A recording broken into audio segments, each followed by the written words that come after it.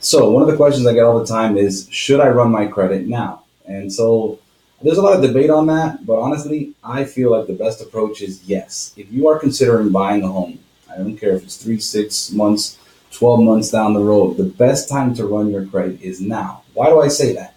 So you have so many people telling you, oh, don't run your credit. If you run your credit, it's going to tank your score. Oh my goodness, you're going to destroy your credit.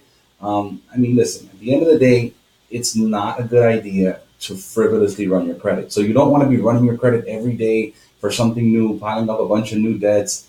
I mean, that's not the approach that we're talking about here. We're talking about if we run our credit one time, it's usually not going to make an impact. I mean, at the end of the day, our credit is more comprised of our credit history.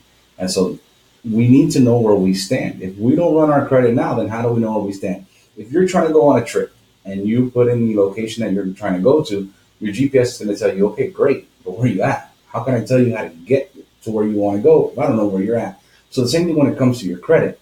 How do you know where you need to get? You can't even know where you need to get to. Maybe you're already in the highest tier. Maybe you're not in the highest tier, but for the loan program that you are going to request, maybe you're in the tier that you need to be.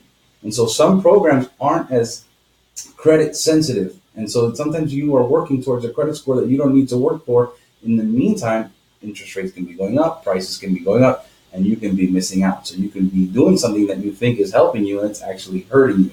And so the great thing about running your credit ASAP is it also gives you more time to work on anything you need to work on. If you run it at the last minute, you find that dream home, you sign a contract, and now you're ready to run your credit, and you oops, oh wait a minute, there's something here that popped up that's inaccurate, or hey, I didn't know about this, medical collection, so it's not necessarily inaccurate, but it just popped up, you had no idea. Now you have very limited time to work on that, and then at that point, you may have done more damage because now maybe your score is lower than what you thought or what it should be. And so these are just examples, but it also gives us time to work on if you need to improve anything. So maybe your debts are a little bit too high.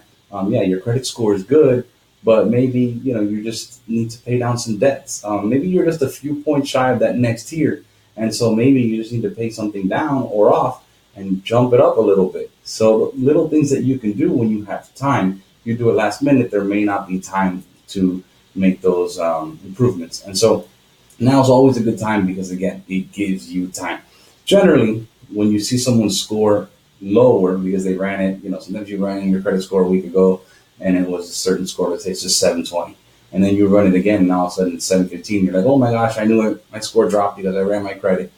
Generally speaking, it's that there's something different on the profile. Yes, an inquiry can cost you some points, but in most cases, when you really compare apples to apples, it's because you ran your credit one day, and in that reporting cycle, your Macy's card didn't have a balance, and then all of a sudden you went and you bought something, and now you run it again, and now there's a balance, and so it's a few points. It's not a big difference, but still, in situations like that, that's where you see that something has impacted your credit. It's not necessarily the inquiry.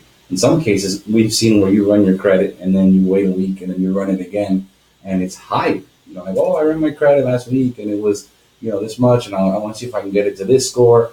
And then you run it and then it's higher, and you say, wow, how can that be? And really, because it's the reverse of what just happened.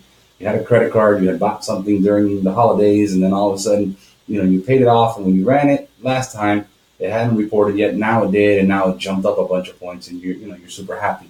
And so, those are the little nuances day to day.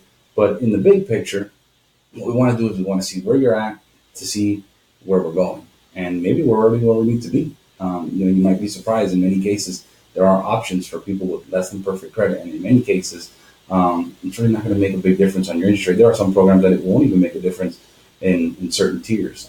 So like I said, now is always a good time, in my opinion, for those reasons. Don't run your credit frivolously. Don't, turn this video off and now go and, do a bunch of increase with a bunch of different credit cards or something. That's not what I'm talking about.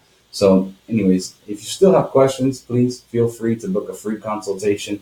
You can also check out our YouTube page. It's got a whole bunch of different videos on different topics. If the topic that you're looking for isn't there or you have a specific question, again, free consultation. We have many different options. You can watch the video about the different consultation options. to see, what fits your needs. Or if you're still not ready to go ahead and take that step, we have one more option for you, which is a video email reply. So just text us or email us your question, and then we'll send you a video email reply specific to your question. So that way, you can get the information you need. No pressure. We're not here to sell you. At the end of the day, we just want to get you the information that you need so you can make the best decision, and hopefully enter into that home purchase. The sooner the better in most cases, because like I said, usually interest rates tend to go up when we're in an environment like now where rates are low and prices seem to be moving in the right direction for quite a while now. So thanks for your time. Appreciate it. If you like this video, please give it a like, a thumbs up, whatever you want to call it. And hey, share it with someone who you know who might have the same questions or similar questions, and help them out. All right. Thank you so much. Have a great day.